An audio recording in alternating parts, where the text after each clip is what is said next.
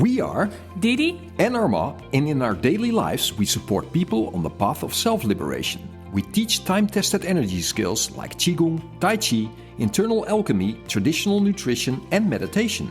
We help people release stagnation, build energy, and become aligned with themselves and their purpose in life. In this podcast, we share the methods, skills, and solutions that helped us, our students, and now hopefully you move forward. Let's explore transformation together. Today we're talking about skills, but before we start there's a couple of things going on now. Yeah, we have so many reasons to celebrate today. Yeah, it's celebration time. Today we're celebrating 16 years of marriage. Wow, 16 years. Incredible, right? And that takes a lot of skill as well. So you learn a lot of skills. Yeah, we had to develop some skills. Yeah, absolutely. I'm sure you can relate. It's all worth it. Yeah. Absolutely. And now we're sitting here podcasting, so that's very cool. And on that note, it's our. Oh no! First. It's your birthday tomorrow, and that's the day when we're gonna release this podcast. Yeah, so.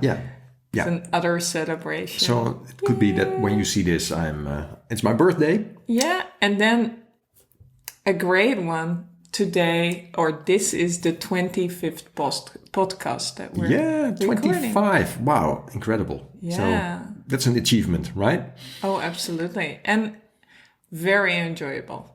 Yeah, it's great to do this, and we learn a lot from it as well. So, and that builds skill. It also builds all sorts of skills to talking to a mic in a camera, it's incredible. Yeah, and so today it's about skills. So last time we were talking about Qi. Yeah.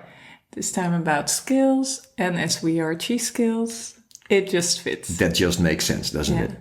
And skills is what we're all about. So. Yeah, and you had a great story with your teacher about skills. Yeah, well, when I started training, I think it was still in the beginning, in the second year or something, my teacher started to invite me to his house to train, also during the day. So we also had like a training space where people would come together in the weekends or in the evening, but he would invite me and other people, which felt really Miyagi style, right? To get in a person's house and train in the backyard and everything. It was really, really cool experience. And then I remember one morning we just arrived, we had some tea, and I was so fascinated with the training. And I asked him, where is this leading to? What is this adding up to, what we're doing? Because we were training so many different things. I mean, I thought I was learning a martial art, which we were, but there was these form trainings and the Qigong came in and all these things. And I was like, what is this leading up to? And then he just said, well, it's leading up to be skillful, to get skillful. But that was all he said. So, and I think he really did that on purpose, because I was like getting skillful in what? Like in the martial art? Yeah, for sure. Yeah. Skillful in the Qigong? Yeah, for sure. But we were also talking about Taoism and things like that. So it was, I think, his way of saying, you figure that out yourself, right? Because it's not per se the skill in the thing you're training, but the skill you develop over yourself as a human being, as a person, right? So I remember growing up being really fascinated with people who could actually do things, right? I always, musicians, artists, craftspeople, dancing, people who had a skill, who could show something, look what I can do, right? Because it took effort, of course, to get such a skill. And in this effort, there was something, I think, very honest or something, if you know what I mean.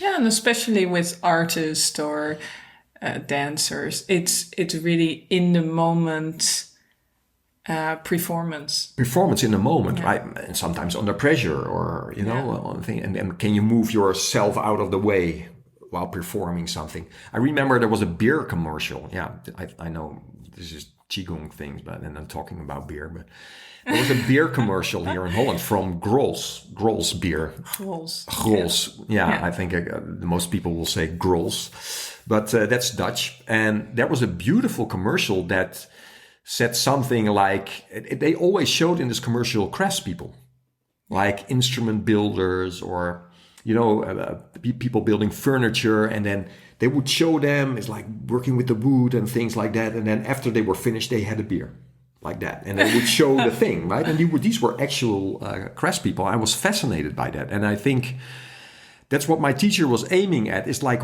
what is the skill that comes along with becoming good at something? Yeah. What's the byproduct? Exactly. Right. So, what's the byproduct? That's interesting. Well. I mean, the skill was nice, but what does the skill lead up to? Yeah. And well, I think that's what it's all about. So that's what we came to discover ourselves in this path, is that this training confronts you with yourself in a very direct way. Yeah, absolutely.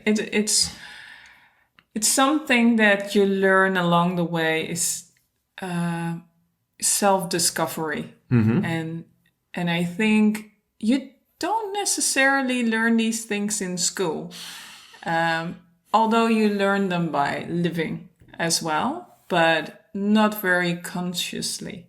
Exactly. I think, of course, it's the things you learn in school are skills as well, right? Yeah. I mean, they create knowledge, and they create, ways you can communicate, learning how to read, write, count, maths, things like that. Very important. But my interest was not in that. No. From a young age, it was not in that at all. No. I mean, not in like, okay, that's my, it's that's more of the brain. Yeah. And that brings me back to the first stages of training that I had were pretty gruesome, you could say, in the sense is that my teacher the first thing he taught me was standing practice. And he said, well, this is what you're going to do, right? Daily, every day you're going to stand. Yeah. And then along with that, we had all sorts of very heavy physical training. Yeah. But the standing practice for sure was something that, I mean, you get so confronted with yourself, setting yourself still while your inner is just like constantly in a struggle. I mean, that's like putting a microscope on yourself on every level. Yeah. And the resistance that can come, the physical resistance, but also the emotional resistance, the mental resistance that's there. So you can say that you start with a physical training, but you're soon discover that it's not just a physical training. Exactly. And that it's actually building something else.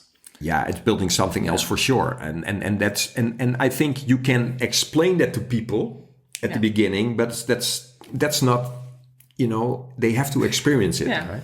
Yeah. Absolutely. And it's and every challenge that you will go through, you will train more than just physical. It's you cannot detach those things from one another. Yeah. But what my teacher was trying to achieve here is that it was not only about building a strong open body, but it was more like, can you travel in your body and know your body in a way that you never knew before? Because you were so locked into your brain, in that part of the brain, the small part of your brain, that you actually lose contact with your body. Yeah. So it's a very direct way to get you out of this box. Yeah. Yeah. And I think that's the first skill you actually learn, is to become mindful of yourself. It's like, okay, there's more than this thing in my head where I'm actually operating from most of the time. Yeah. And I think although we were both, like, we would walk a lot and experience or be know our bodies, we were not out of touch with our bodies, but we weren't necessarily really closely in touch with our bodies. Because you were dancing, right? And that takes physical control and technique. And I did yoga. After the ballet, I started yoga. But still there was this kind of disconnect. Yeah, sort of detachment. Yeah. Right? And because of going deeper and being more still, because that is probably what this all all leads about. to. Yeah. I would experience my body much more. Yeah, on a much deeper level, because there's nothing else to do at a certain point, right? If the fighting stops and you start getting into this body, it's like, okay, how is it with this joint? How is the alignment of my spine? How is this? Is my hip connecting to the ground? Is my crown connecting to the ceiling? Is it open? What is open? Is this open enough? Can I be more open? Can I be more open? Can it become more still? And wow, the trembling in my legs is getting less and less and less with every day of practice. And then, I can relax that muscle there, and I can relax. And wow, that's way beyond beyond that. Yeah. And that was the entry. That was the entry to real skill. And I think for me, probably it was like, okay, my body, I've always been healthy, but at a certain point, my body was kind of screaming at me at certain points, like, okay, you needed to make a change. It was not a small thing. It was just like, all the signals were there. All the signals, and you have to get in another rhythm. And for me, the entry was more like digestion wise. That was just not good. And because I was not very sensitive towards my body, my body started to give me more signals. And I see that with a lot of my clients as well.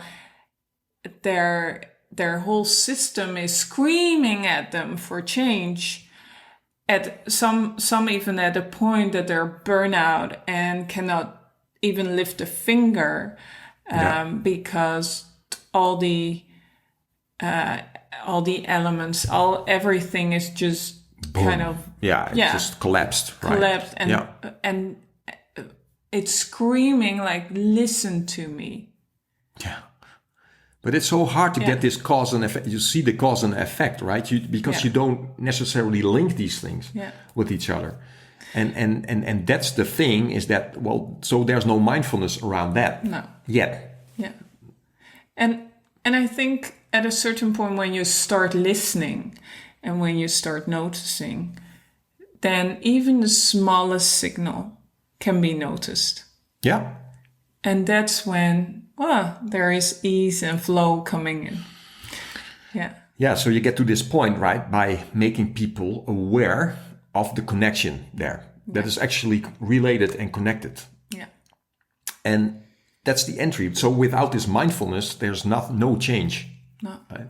But first you have to understand that something needs to change. Yeah. And that's, I think, that's the hard thing with skills. It's like, okay, why do you start training, or why do you start with your food? But it's not the skill itself, it's what's coming behind this skill.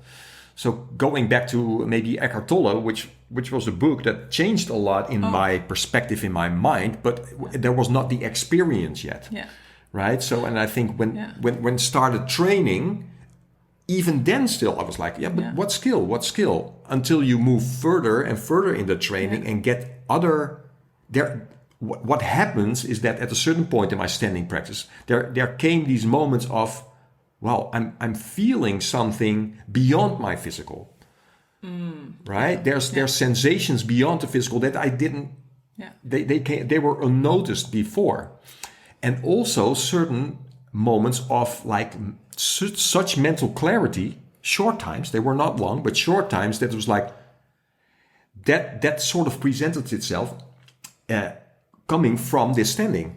Because the standing becomes stiller, because the stagnations that are there, you're starting to release and release and release. So that makes way for coming beyond the body. Yeah.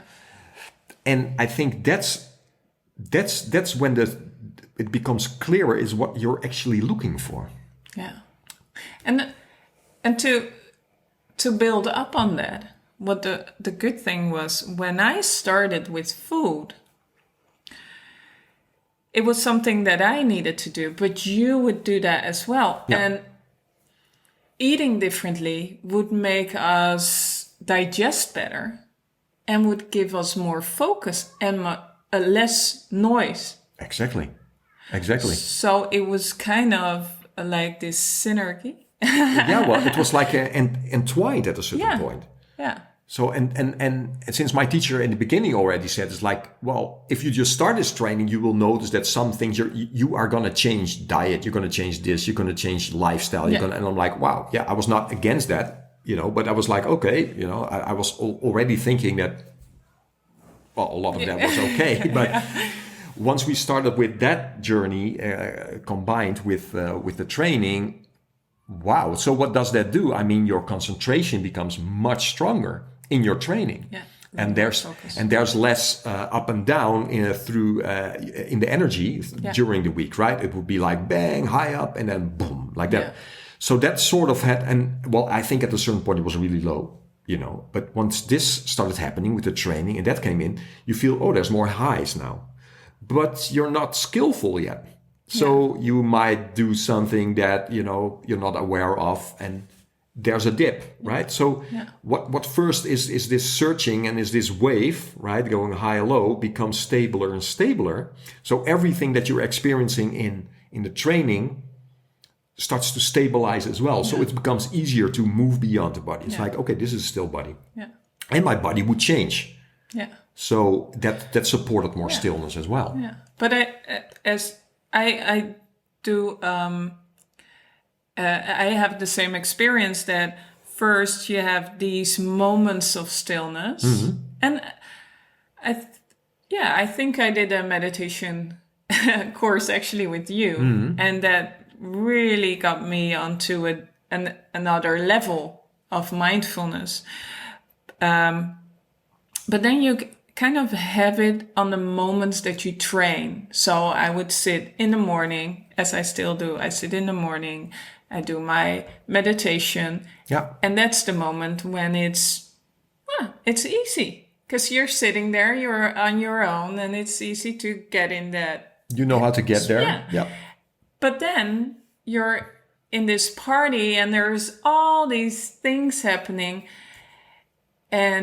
or at work, even a in better situations, example. right? Yeah. And then it's, at first, you're not in that space. No. And to get that same kind of feeling in those situations, that's where the practice comes in. Absolutely. I mean, I think even connecting just with the body in such a situation like that, just connecting with, hey, how's my openness? Do I have a connection with my body when I move into a space with other people? Or I mean, that started to happen. Yeah. Right. So it's like for you train a skill. Yeah. But it moves into real life, and that's of course where it counts. Yeah. Right. So you're becoming more and more aware of where this training actually is leading to, and I think that's important because you can have like a picture of it. It's like that could be it, but that might not be the experience yet, and that's a different thing. And so, but it became more and more my quest to follow this stillness, this space feeling, because the physical body starts to open. There's more space. That you're getting more in touch with the energy feeling. Oh, that's more space, right? And then you feel, the mind expands with that, and then you have these moments of such pure clarity that becomes the path. And where at first it's like, we're focusing on this physical, and then we're focusing on that. No, that all of that starts to sort of support this quest for this stillness and being present and everything. And then it's sort of shifted. Yeah. Right. And then around that time that became more clear, I went to Mark Rasmus, and at the end of the first training I had with him, the day we would leave, you were there as well, on Koh Phangan in Thailand, beautiful Koh Phangan, the island. We had a day of training. The day we left, he said, in the morning we can still do some training. So we did some training. And after the training, I was like, okay, so can we Skype, or how can I reach you? And he's like, no, I don't do that. But you can ask a question. I will make a video, or I'll send an email, or okay, that's fine. But he looked at me. He was like, no, but the things you're looking for are eyes of a hawk and a large mental space. That's what you're looking for. So when coming back to the hotel, I immediately wrote that down in my journaling. I was like, and I sometimes still grab that little book, with all the notes of the training. I'm like, that became the thing, because he knew what I was looking for. Yeah. Because he was like a couple of more steps up on the escalator, you could say. He knew what I was looking for, and that's where it all started to come together. I was like, okay, so if that is true, all of the training should lead to that point. It's like eyes of a hawk, which I translate as being a concentrated, present person, right? I mean, the eyes of a hawk represent being present. The spirit is there, right? But the large mental space is the result of training. Yeah. Being present is a large mental space. It's not a contracted mental space. No. It's a large mental space. Yeah. And what does that do? It brings you into the present moment. And these two, they help each other, you could say. Yeah, absolutely. So you're becoming more and more aware of what is this skill, all these skills that we're doing leading up to. Yeah. Instead of being a great martial artist or, that's all fine, but this is way more important. Yeah, yeah. It supports that, right? Great. Yeah. So that's something that became my beacon, you could say. And that became the things we're teaching. Absolutely. Yeah. Yeah, and I see that with me as well when I start with clients getting into their food journey. It's what I don't necessarily... Well, you need to start with a foundation, but the first exercise, and I've said it many times before, is the journal. And why is a journal so important? Is to understand yourself, to be mindful, to really be mindful about what you're eating and what it does to you. Exactly. This mindful state that you can take a little bit of distance and then connect the dots is like, oh, that's what I'm doing. What does it make you feel? Maybe for me, that's the most important one. Totally. What does the food do to you? Yeah. How does it make you feel in your body? What does it do to your emotions?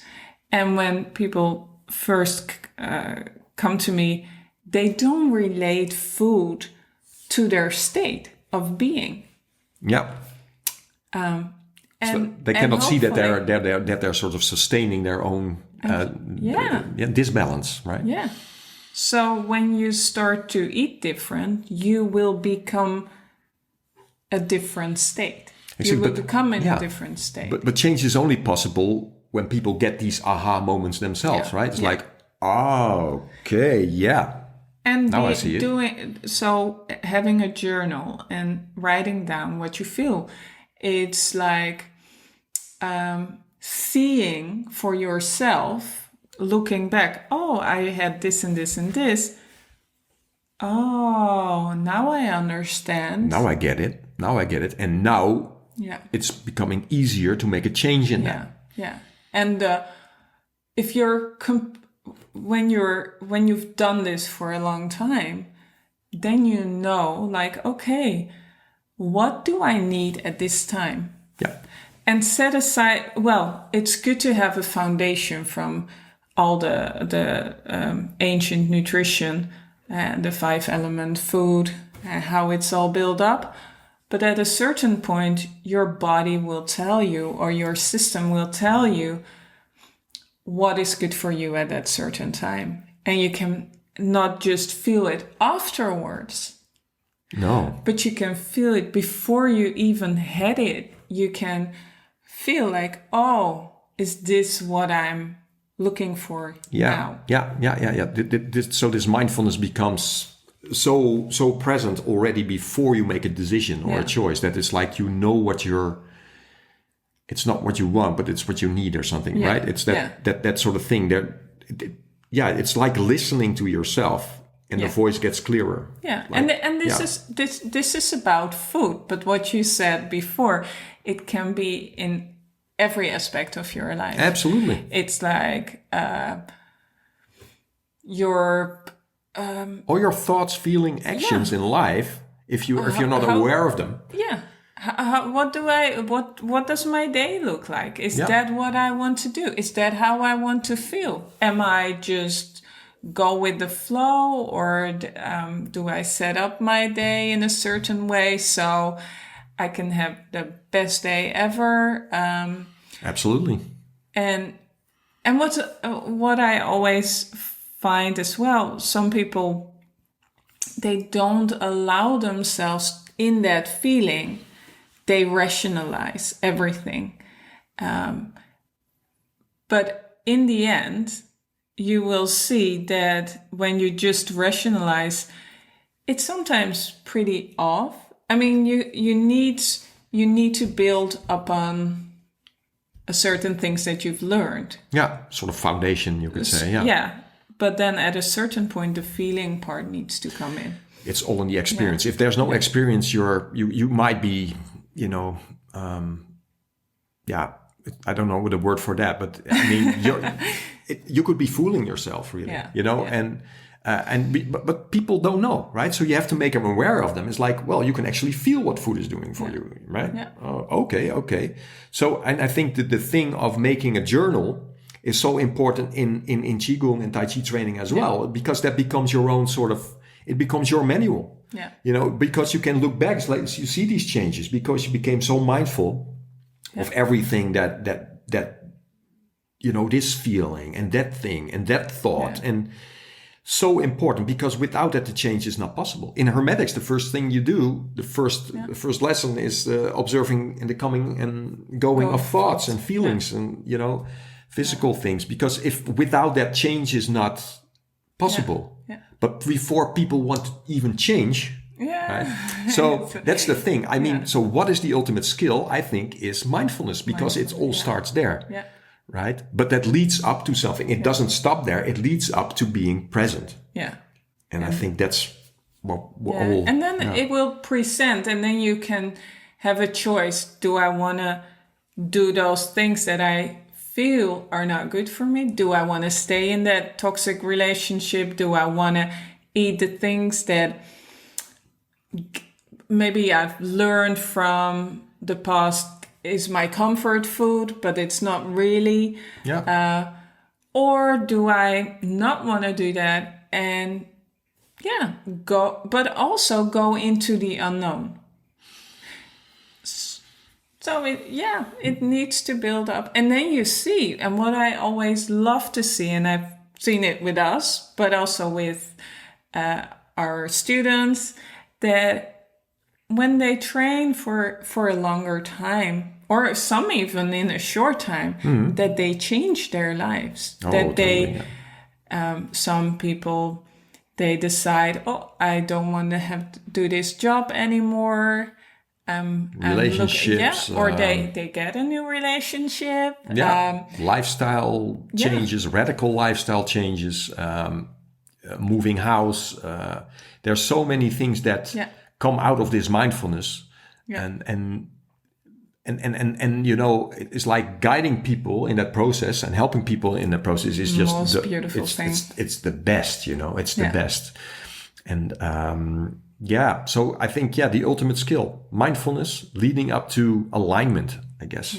Alignment with yourself, knowing yourself. Purpose. Knowing your thoughts, right? Knowing your feelings and being able to, am I going to touch that or not, right? Yeah. Is this a thought that helps me? Is this a thought that is it constructive, destructive? You have distance, you can make a choice if you go along with that. And that will absolutely change your life. And that's what we're all about. Yeah. On all these levels. So, great. Wow. Wow. That was it. Yeah. The 25th podcast. 25th podcast. Well, I hope you liked it. I hope there was something in it for you. Yeah. Like and subscribe. And we'll sure be making more. Absolutely. And, thank you too. Up for the next 25. Absolutely. Okay. Bye.